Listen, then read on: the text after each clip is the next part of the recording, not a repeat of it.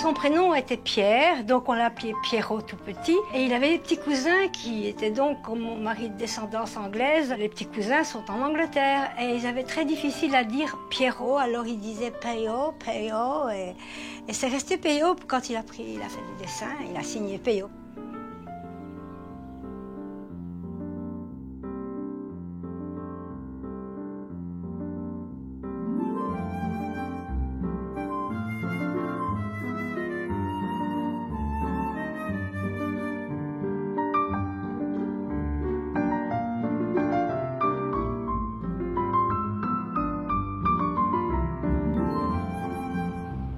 Peyo est un excellent raconteur d'histoires. Il avait vraiment une âme d'enfant. C'est vraiment quelqu'un de formidable.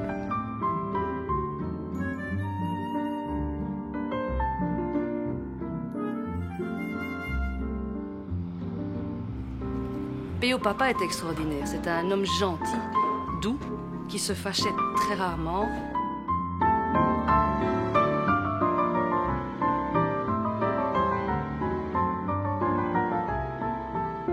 Il y a Pierre Cullifort, le papa, et il y a Peyo, l'auteur. Il y a vraiment Dr. Jekyll et Mr. Hyde pour moi.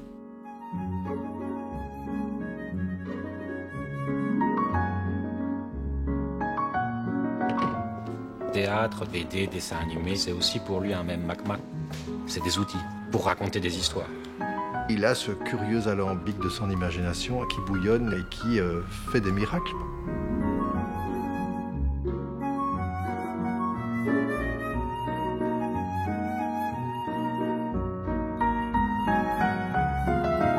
À cette époque-là, la BD n'était pas considérée comme elle l'est maintenant. On n'avait pas cette sensation d'être pris au sérieux. On s'amusait, point, c'est tout.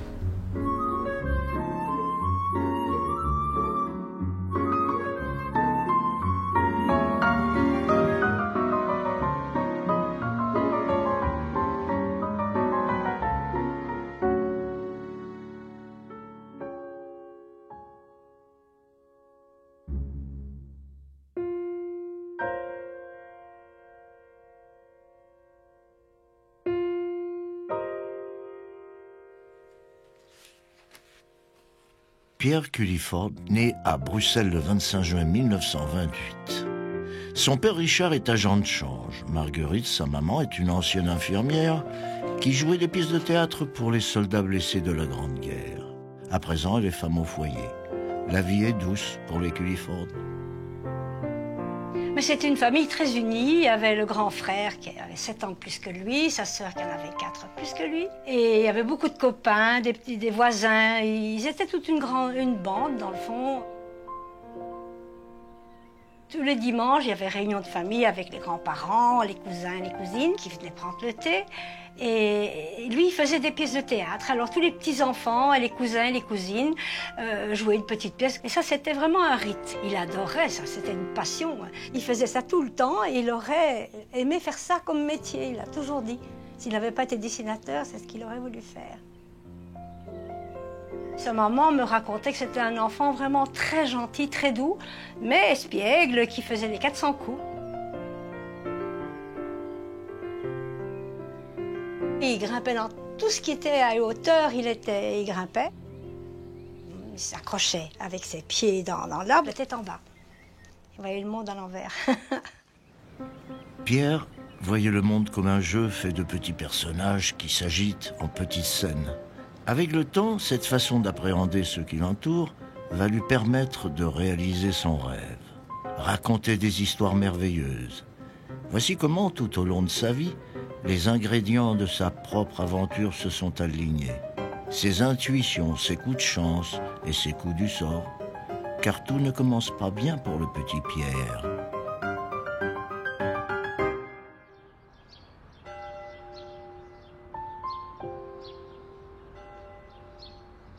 En 1935, la vie bascule pour Pierre. Richard, son père, est emporté par une pénible maladie. Il n'a que 39 ans. Il a perdu son père très très jeune. Je crois qu'il avait 7 ans quand son père est mort. Et donc il a fait des études pas très brillantes. Il dessinait déjà depuis de nombreuses années dans les marges de ses cahiers. Il faisait des petits croquis. Et sa mère ne l'a pas du tout encouragé à devenir artiste parce qu'il a dit si tu es artiste, tu seras célèbre après ta mort, quoi. On tente même de l'inscrire dans une école pour métier manuel, mais sans succès. À vrai dire, les études ne l'intéressent pas, car son esprit est ailleurs. Il n'était pas fait pour ça non plus, ça n'avait rien à voir. Il disait toujours je voudrais être metteur en scène, etc. Et les dessins, il dessinait, mais il n'a jamais pensé en faire son métier, ça c'est certain. Autour du jeune garçon, le monde s'écroule littéralement. Quand la guerre éclate, son sort est scellé. Il doit subvenir aux besoins de sa famille. Et très vite, il s'est trouvé donc devoir faire des métiers comme projectionniste ou même décorateur d'abat-jour, je pense. Il m'avait expliqué enfin, des trucs qui ne sont pas très très excitants.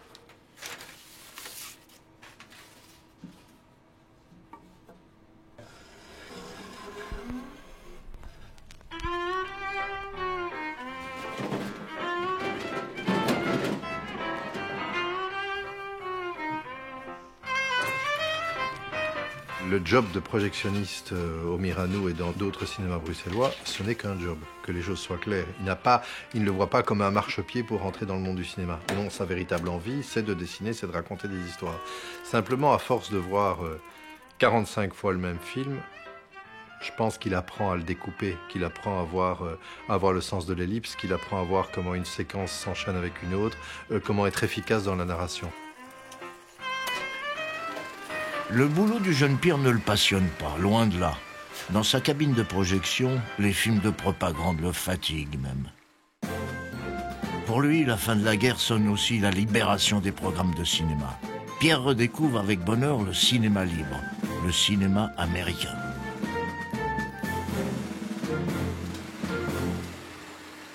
C'était magique pour lui de pouvoir voir des films venant d'outre-Atlantique aussi, et puis la qualité du cinéma hollywoodien a dû effectivement le captiver. Il y a des films importants dont il m'a parlé, comme Robin des Bois avec Errol Flynn, qui est un film qui lui a certainement donné le goût de faire Jean-Pierre Louis parce que ses aventures moyenâgeuses de chevalier, de tournoi, ça l'avait vraiment marqué, fasciné.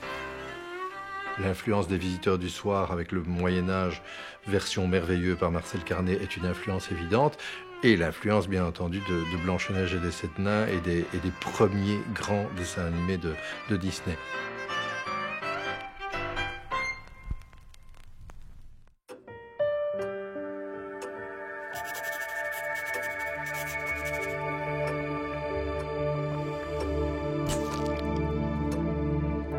Nous sommes au printemps 1945. Peyo se cherche encore. Il dessine. Impossible de ne pas voir dans ses croquis une sorte de Tintin au Moyen-Âge. Il saute aux yeux que si ses propres personnages ne sont pas encore là, le décor médiéval, lui, est bel et bien apparu. Sans personnage, Peyo n'est pas encore prêt à être publié. C'est encore le temps des petits boulots. Mais le prochain sera probablement son plus grand coup de chance. Au détour d'une petite annonce, plutôt qu'être dentiste, il est tombé au studio CBA. Et là, il est tombé sur Franquin et Maurice. Deux espèces de monstres du dessin. Franquin qui a fait Gaston, Marsupilami, etc.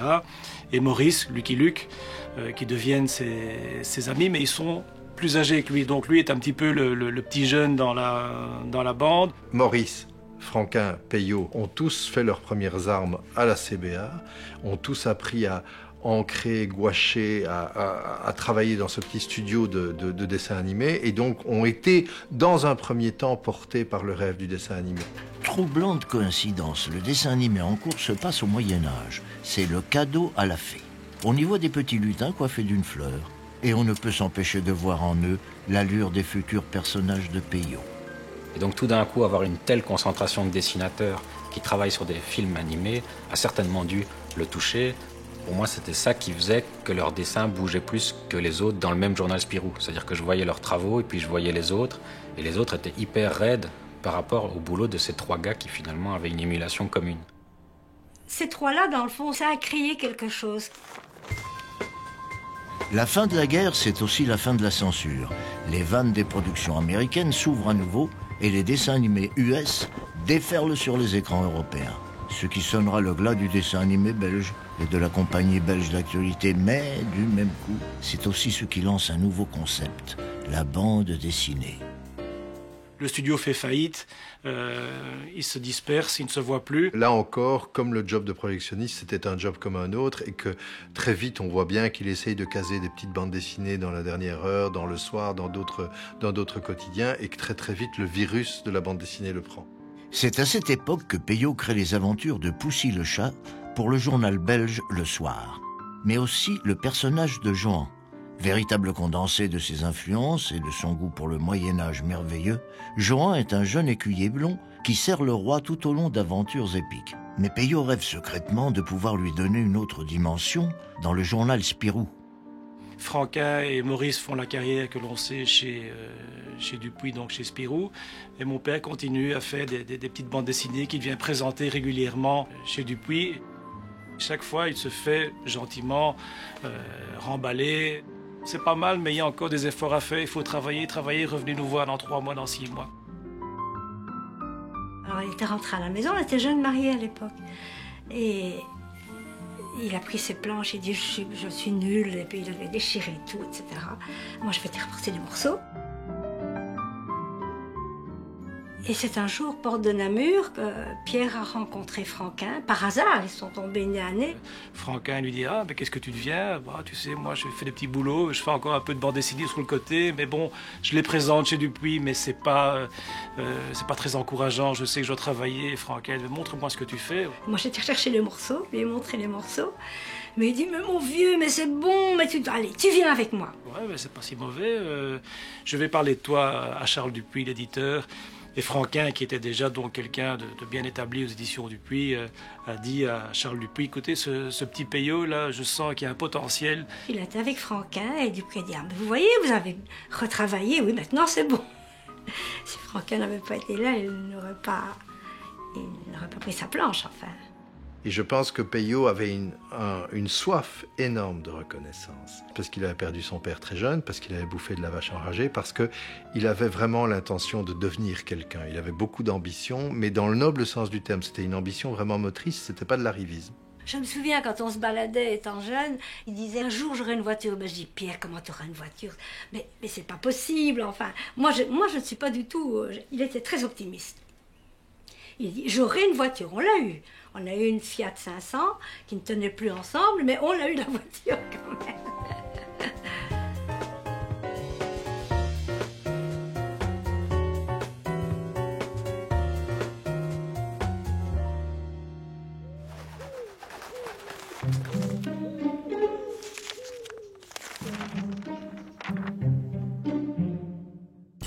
Je pense qu'on a beaucoup décrié le dessin de Peyo par rapport à des génies du dessin que sont Franquin et Maurice, qui ont une aisance extraordinaire. C'est vrai que Peyo n'a pas la même aisance, mais à l'instar d'Hergé, il a peut-être moins d'aisance, mais il a beaucoup réfléchi. Moi, je ne l'ai rencontré qu'au moment où il est arrivé chez Spirou, avec un petit personnage qui était un petit page du Moyen-Âge, qui défendait le roi, qui était le héros. Très vite, Peyo s'est rendu compte qu'il fallait ajouter quelque chose d'un petit peu plus juteux, d'un petit peu plus vivant. Alors, il a lancé Pirlouit. Voilà le trait de génie de Peyo. La création de ce personnage, Pirlouit, l'anti-héros de la BD par excellence. Pirlouit est petit, il gêne le héros Jean, l'agace même par ses frasques et du coup, le fait davantage briller. L'idée est redoutablement efficace. Elle répond à une réelle attente du public. Nous sommes en 1954.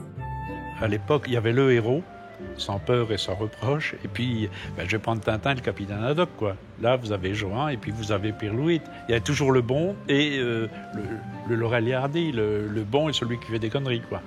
Et là, Peyo était carrément dans cette veine-là, le bon et l'andouille. Pour moi, c'est un des plus beaux personnages de toute la bande dessinée. Il y a tout dans ce personnage. Pirlouit a tous les défauts. Pirlouit est buveur, coureur, paresseux, joueur, menteur. Et c'est pour ça que Peyo l'aimait bien, et je crois que c'est pour ça que le public l'aime bien. Quelques années plus tard, Peyo créera Benoît Brisefer, ce gamin surpuissant qui perd ses pouvoirs quand il s'enrhume. Ça, c'est une chose qui m'a beaucoup frappé, c'est que Peyo a fait plusieurs histoires. Madame Adolphine, il a fait Benoît Brifer. Et il ne s'est jamais trompé quand il a fait quelque chose. Il n'y a pas 50 000 physionomies différentes chez Peyo, mais qu'est-ce qu'elles sont efficaces. Et pour moi, c'est aussi un dessin terriblement générateur d'émotions. Son génie, et il l'a toujours maintenu comme ça, c'était la clarté dans ses dessins. Je crois que c'est Franquin qui disait ça, qu'on pouvait regarder une planche de Peyo à 5 mètres de distance et on comprenait très bien l'histoire, tellement c'était clair, quoi. C'est tellement lisible visuellement que je pense que, comme Tintin, il y a beaucoup d'albums que je n'ai jamais réellement lus dans le sens littéraire du terme. Mais je les ai lus visuellement. Chaque chose est à sa place, parfaitement. Il y a rien à retirer. C'est lisible, c'est clair, c'est net, c'est précis et c'est plein d'imagination. De tous les narrateurs, en tout cas du journal de Spirou, c'est le meilleur. De très très très loin. C'est le plus limpide, c'est le plus clair et c'est celui aussi qui structure le mieux l'intrigue de son récit et les gags. Pour qu'à la fois on s'attache au personnage et qu'en même temps on soit passionné par l'intrigue qui se déroule devant nos yeux. Loin de s'en douter, Peyo vient de mettre en place tout un monde qui verra naître l'un des phénomènes les plus extraordinaires de l'histoire de la bande dessinée.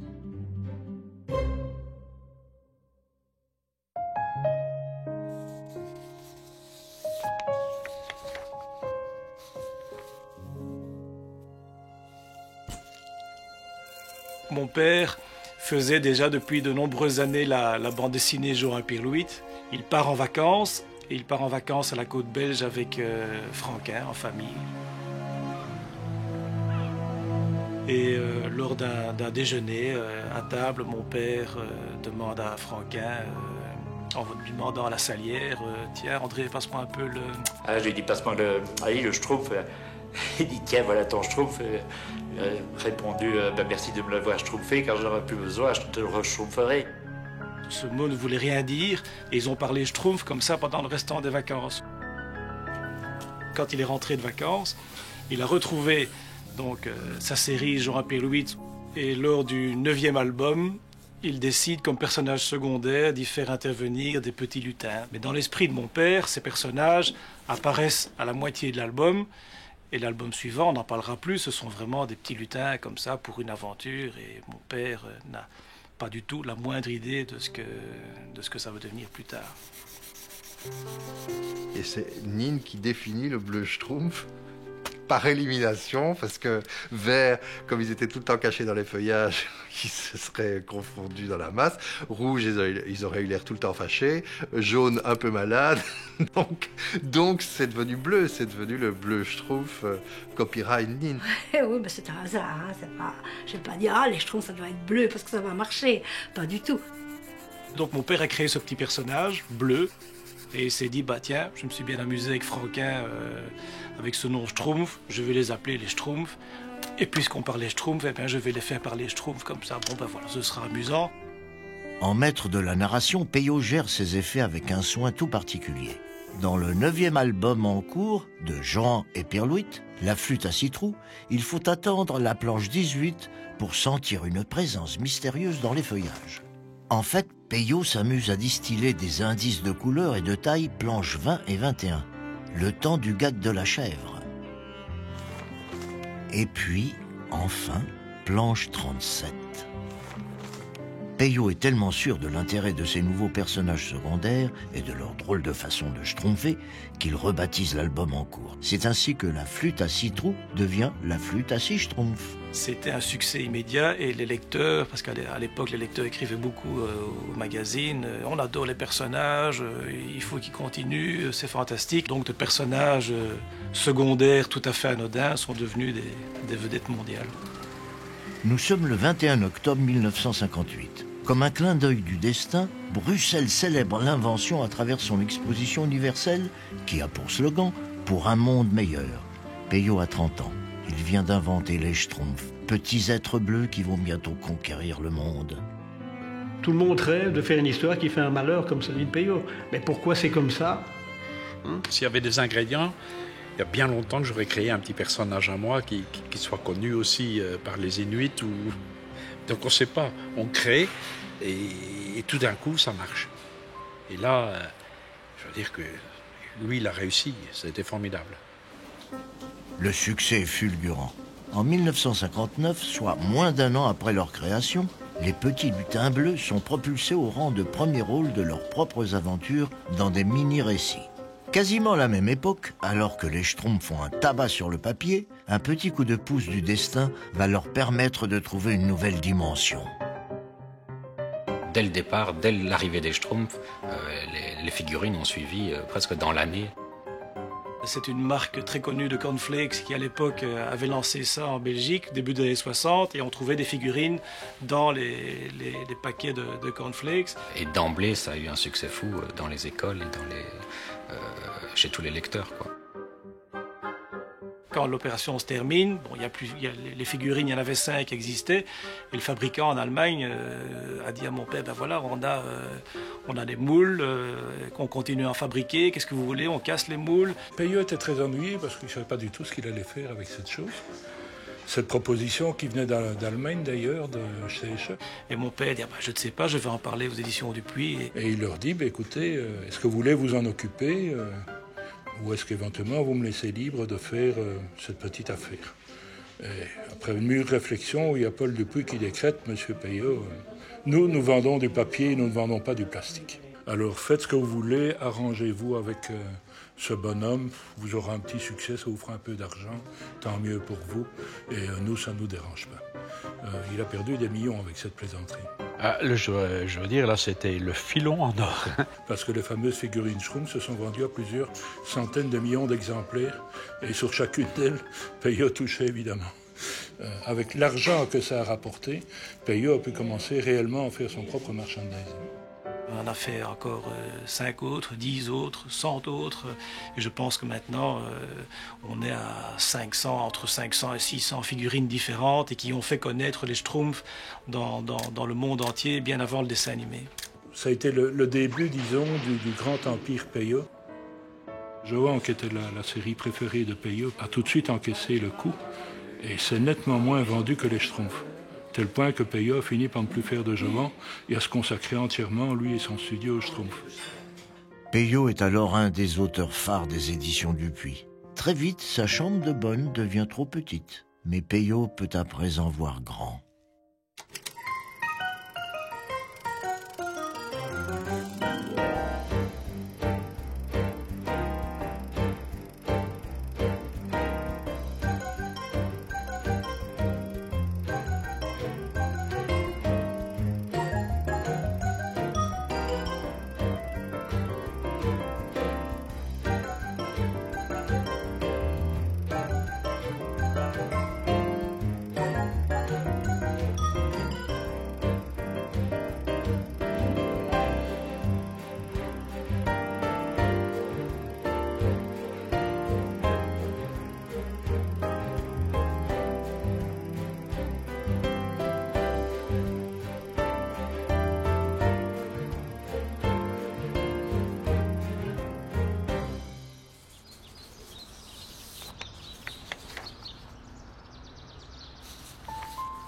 En 1963, le succès aidant, Peyo peut installer sa famille dans une confortable maison au cœur d'un quartier huppé de Bruxelles.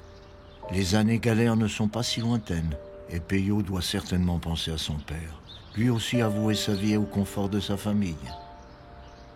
Thierry, le fils de Peyo, et son ami d'enfance Frédéric Janin étaient écoliers à l'époque. Ils ont vécu les années bonheur et les aventures du studio de l'intérieur, chacun avec ses yeux. Ouais, ça fait drôle, hein? Ouais. Le fameux 37 avenue Boutendal deviendra aussi l'adresse mythique du studio Peyo. Ouais, je me rappelle. L'entrée du fameux studio. À cette époque-là, les Schtroumpfs, ça marchait de mieux en mieux, et Peyo avait besoin de personnel pour travailler avec lui, évidemment, c'est normal. N'importe qui, hein, quand je convenais parfaitement à la description, eh bien, c'est moi qui ai été engagé en quelque sorte.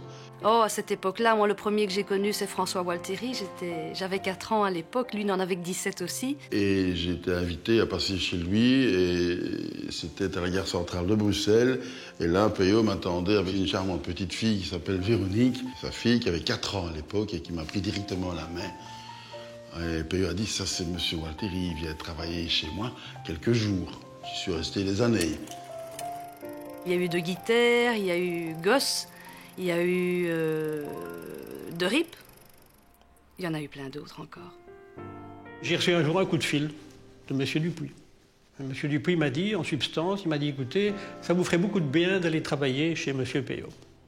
En fait, on m'a téléphoné de chez Dupuis pour me dire, moi je croyais que c'était une bonne nouvelle qu'on allait prendre mes mini-récits, mais non, c'était pour me dire que M. Cullifort, Peyo, le dessinateur des Schtroumpfs, cherchait un collaborateur.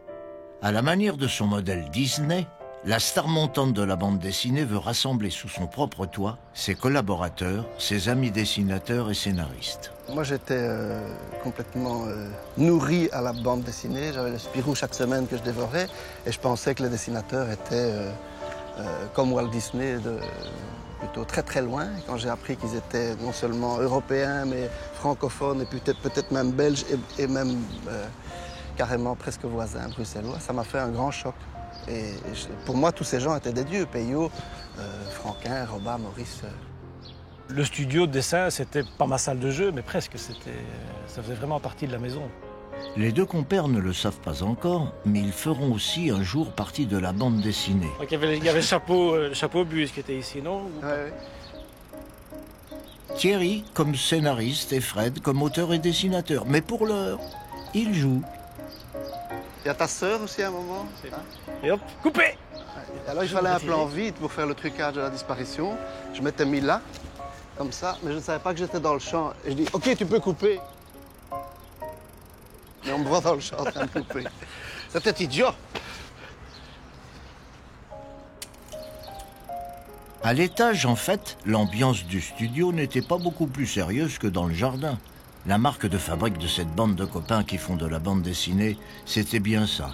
La faculté de ne pas se prendre au sérieux tout en travaillant. À certains moments, donc, l'ambiance pouvait être très studieuse, parce que chacun avait son boulot à faire quand même. Mais de temps en temps, pour détendre l'atmosphère, il arrivait à Peyo de sortir de son bureau et de venir nous dire, tout joyeux et ignoré, « Ah, je connais une bonne blague, je vais vous la raconter. » Mais on s'était mis d'accord avec Westerlin, on ne rit pas quand il raconte une blague. Alors, il racontait l'histoire, il la mimait, et... On fait semblant de ne pas comprendre, on regarde, et puis... Alors, bon, c'est pas drôle, monsieur Cullifort. Alors, déçu, il rentrait dans son bureau et fermait la porte. Il était vexé parfois, c'était terrible. À l'époque, on n'avait pas cette sensation d'être pris au sérieux. On s'amusait, point, c'est tout. C'est Peyo, c'était comme ça. Il sortait de son bureau, par exemple, et il vient de dire « Dites le grand Schtroumpf ». Ça, c'était racontable pratiquement. Le grand Schtroumpf, il a la main comme ça, le doigt ainsi, ou le doigt comme ça. Excédé, nous, on faisait tous. Il faut voir aussi quels étaient les personnages qui venaient travailler avec lui. C'était une bande de copains, finalement. Il y avait toujours une ambiance extraordinaire dans le studio. Même si mon père était quelqu'un de très rigoureux vis-à-vis de son travail. Comme patron, pour avoir travaillé avec lui pendant une bonne dizaine d'années, je peux vous dire qu'il était exigeant, très exigeant. Il refusait très facilement un dessin mal fait, un trait mal tiré. Ah, vous voyez ici, vous avez fait un petit doigt comme ça, alors qu'il doit être comme ça, il faut recommencer. Ça pouvait parfois aller jusqu'à l'énervement. Tous les dessinateurs qui ont travaillé avec lui se souviennent évidemment de ce côté exigeant et de faire recommencer des planches entières parce que ça ne correspondait pas à ce que mon père voulait. Mais tous ceux qui sont passés, pratiquement, font des albums. Ils sont dans le métier. On a appris quelque chose alors qu'il n'était pas prof du tout. Mais sa façon de venir dire « Je ne sais pas ce qui ne va pas, mais ça ne va pas ». Il voyait bien que ça n'allait pas, mais il n'avait pas d'indication sur le comment du pourquoi. Parce que je pense que c'était quelqu'un d'extrêmement intuitif. Oui, et son intuition, Peyo va essayer de la partager. Un peu à la manière d'un artisan qui cherche à transmettre son savoir-faire. C'est ainsi que la bande à Peyo s'est vue proposer quelques méthodes bien particulières. Mais franchement, plus rien ne peut les étonner.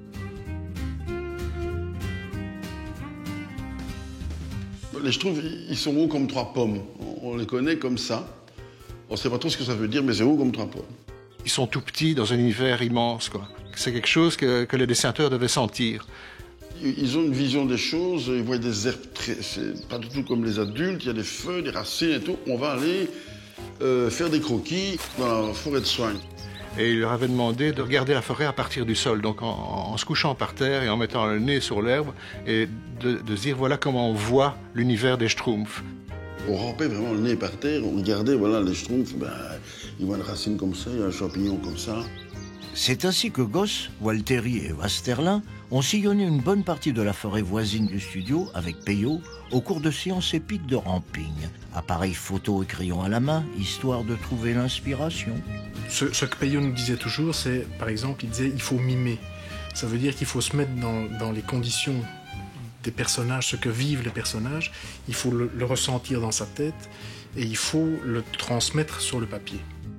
Quand Peyo devait nous expliquer une scène, par exemple un duel entre Johan et un ennemi, il gardait d'abord les dessins. Non, pas comme ça. D'ailleurs, il faut vous mettre dans la peau du personnage. Alors il prenait une grande latte, mais il m'en donnait une aussi. Et on commençait à se battre comme des duellistes. On était juste en face, avenue Lutendal à Bruxelles, on était juste en face d'une clinique pour malades nerveux. Les fenêtres de cet établissement de santé donnaient forcément aussi sur... ils voyaient ce qu'on faisait à l'intérieur du studio. On nous voyait nous battre avec des sabres, des thés, des lattes. On se demandait c'est là qu'ils sont, hein, pas de doute. Mais non, c'était bien le studio Peyo.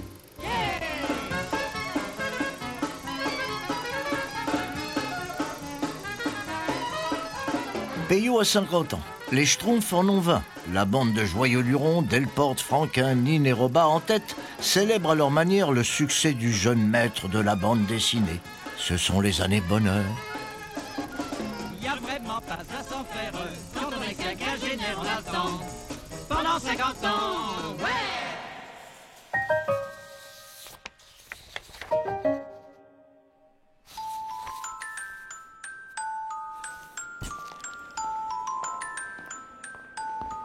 Le monde de Peyo s'est construit pas à pas.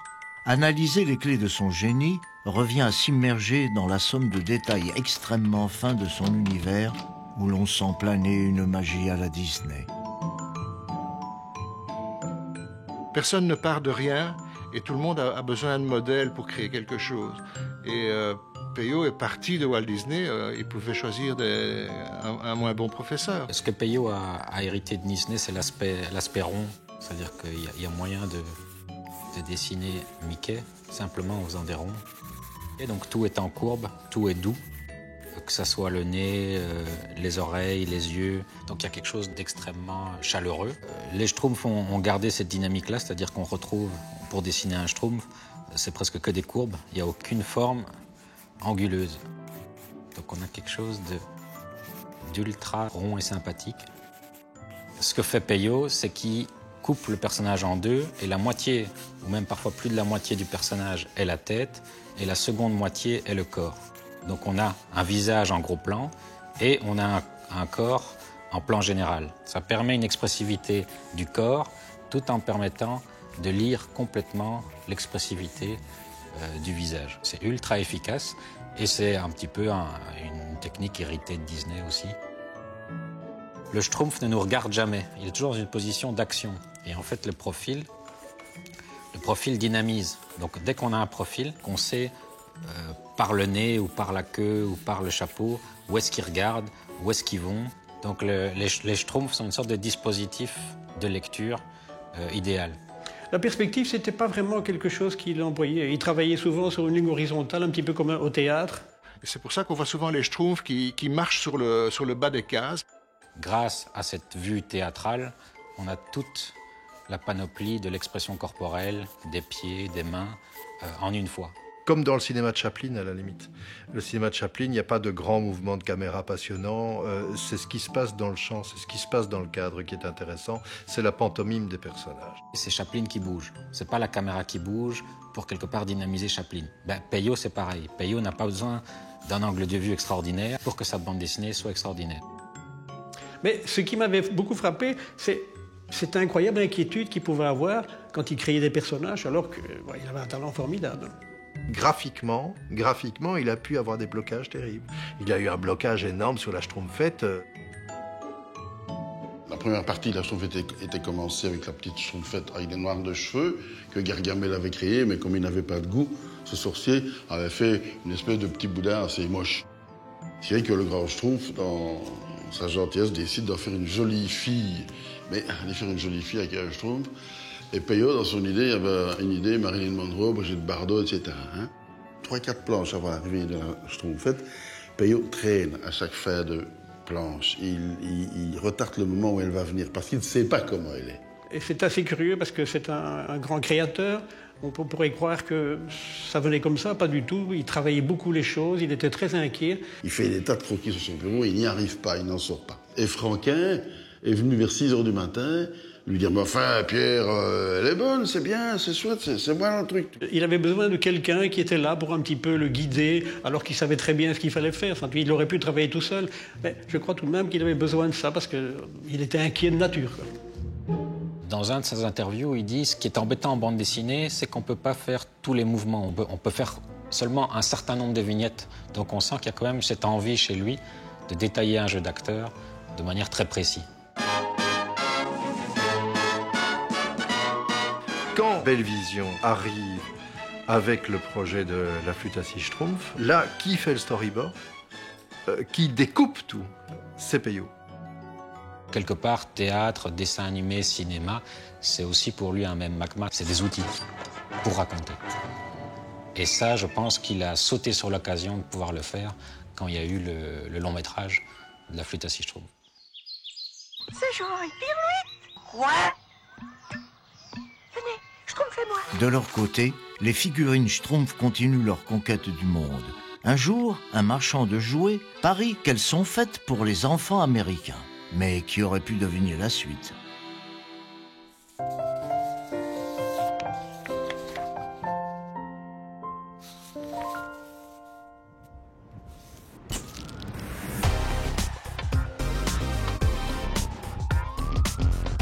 Au début des années 80, Peyo et son ami Delporte se retrouvent à Hollywood. Sous les yeux amusés de son complice, Peyo marque l'empreinte des Schtroumpfs dans le béton du fameux Walk of Fame sur Hollywood Boulevard.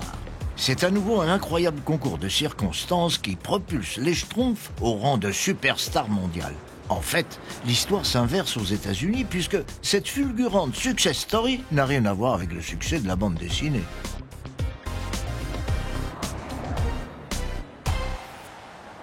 Tout est parti, non pas des bandes dessinées, mais tout est parti du merchandising. Au contraire de ce qui se passe habituellement, quelque chose s'est lancé qui a fait qu'un dessin animé a été créé pour leurs admirateurs. D'ordinaire, c'est le contraire. On lance un truc par la télévision et ensuite ça devient des jouets ou des images sur des verres à moutarde.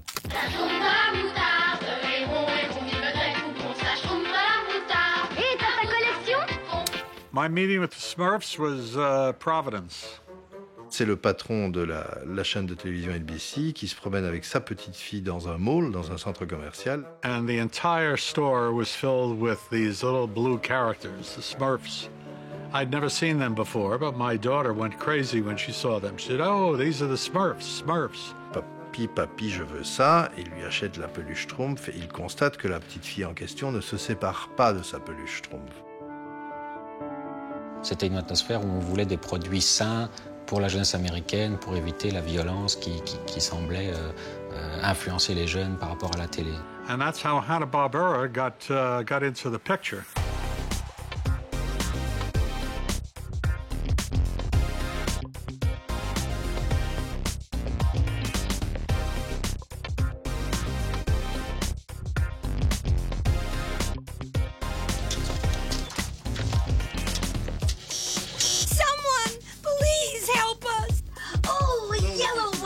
What? Smurfette! Look how much fun! Sorry, one more time for us, Smurfette. Line 3, take 3. Okay, 5, take 2. How are we finding now, Papa Smurf? It appears that the show will go on. Hanna-Barbera est le temple des dessins animés à succès. 600 personnages en sont sortis, comme Tom et Jerry, les Flintstones, Scooby-Doo, Walligator, les 4 Fantastiques, la Panthère Rose et tant d'autres. À présent, c'est au tour des Schtroumpfs de faire leurs preuves. À Beverly Hills, en ce matin de 1980, Peyo et Delporte sont dans leur chambre d'hôtel. Ils regardent leur montre, 7h30 du matin. Voilà. Les deux hommes assistent attentivement à la métamorphose des Schtroumpfs. Depuis quelques semaines, les épisodes des Schtroumpfs enchaînent les records d'audience. La dernière position des programmes pour enfants de la NBC ne sera bientôt plus qu'un mauvais souvenir, et ce, grâce aux Schtroumpfs. C'est une véritable consécration. It attracted a very large audience to a #1 position for the whole morning. La moitié des téléviseurs américains étaient branchés sur les Schtroumpfs. Je pense que c'est plus qu'une légende, c'était énorme. C'était énorme, et c'est pas pour rien que les Smurfs disent encore quelque chose aux Américains aujourd'hui, en tout cas tous ceux qui ont grandi avec ça. You know, they started with a half hour, then they expanded it to an hour, and ultimately they were doing 90 minutes a morning. 90 minutes is an awful lot of blue. Le dessin animé servait quelque part de plateforme de vente gigantesque, gratuite, même payante, c'est-à-dire que les télévisions payaient pour faire de la publicité pendant 26 minutes par rapport à un produit.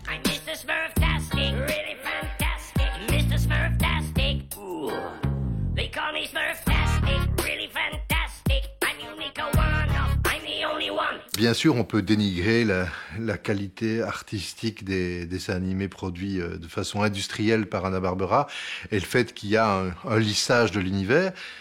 Mais en même temps, beaucoup plus que les bandes dessinées, c'est ça qui a permis aux Schtroumpfs de devenir un mythe international.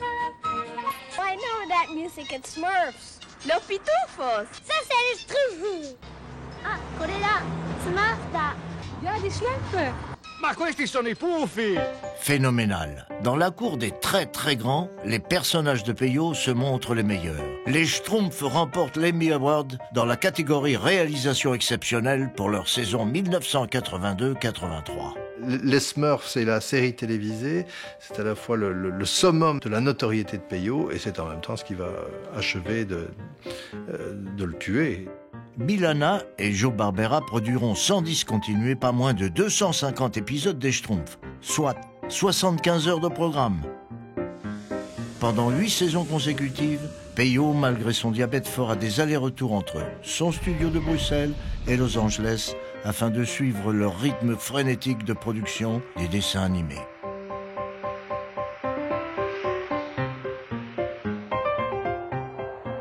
Plutôt que simplement leur refiler le bébé, il a voulu s'investir. Il a voulu, quelque part, continuer à suivre ces bébés dans leur dérive, quoi. Il réglait ses affaires lui-même, c'est lui qui se déplaçait, et voilà, quoi. Il a fait énormément de navettes à travers les États-Unis, il avait des horaires imbuvables. On est avec un artisan face à une industrie qui doit produire de l'image à toute berzingue, et il est très très rapidement dépassé. Peyo, comme à son habitude, veut tout contrôler seul, mais vu la cadence, c'est impossible. Peyo est dépassé, il paye la reconnaissance qu'il cherchait au prix fort, il ne dessine plus. Il ne dessinait plus, il filait en Amérique pour les dessins animés, il faisait tout autre chose que son dessin, alors que pour lui c'était sa planche à dessiner qui était importante, enfin. Il mange Schtroumpf, il dort Schtroumpf, il pense Schtroumpf, il voyage Schtroumpf, il ne lit plus rien, il ne voit plus rien. C'est un univers qui s'est terriblement rétréci. D'ailleurs, maman s'en plaignait beaucoup et lors du repas du dimanche, elle nous suppliait de parler d'autre chose que de boulot et des Schtroumpfs. C'est ses tripes, c'est sa création, c'est son œuvre. Et en même temps, cette volonté de contrôle l'a complètement tué puisque il n'a pas du tout profité il n'a plus profité de la vie à partir du moment où il a eu du succès. C'était quelqu'un qui était vraiment usé jusqu'à la corde. C'est dommage parce qu'il n'avait pas l'âge pour, enfin. La veille de Noël 1992, Peyo s'en va, définitivement.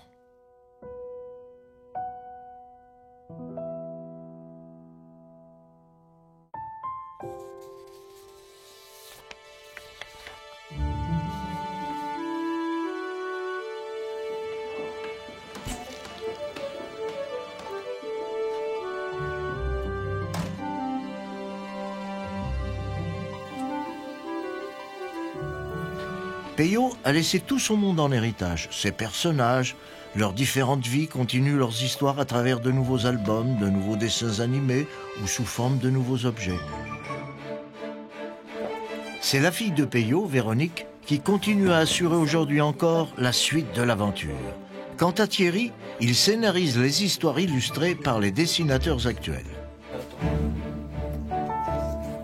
La façon dont on essaie de transmettre cette magie, d'abord, c'est à nous pour l'instant, à d'autres dans le futur, de raconter des histoires merveilleuses aux enfants et à tous les lecteurs. Pio a tout le temps dit quand il a fini un dessin, il faut regarder et penser 20 ans après, tu dois être encore heureux ce que tu as fait.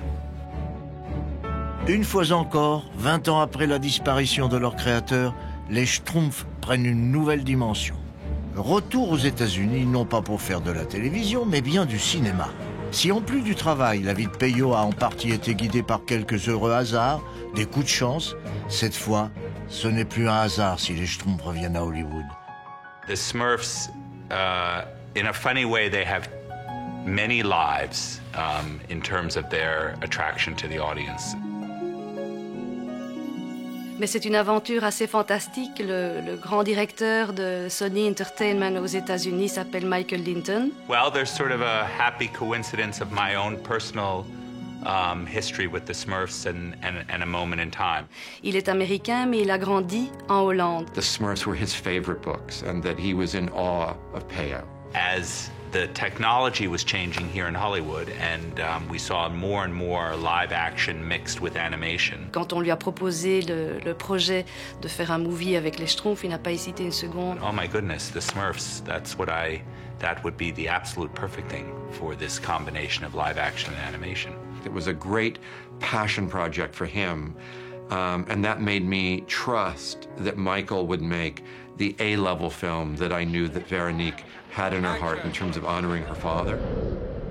Alors je sais que mon père n'aimait pas trop que les Schtroumpfs quittent leur village. Oh my Smurf.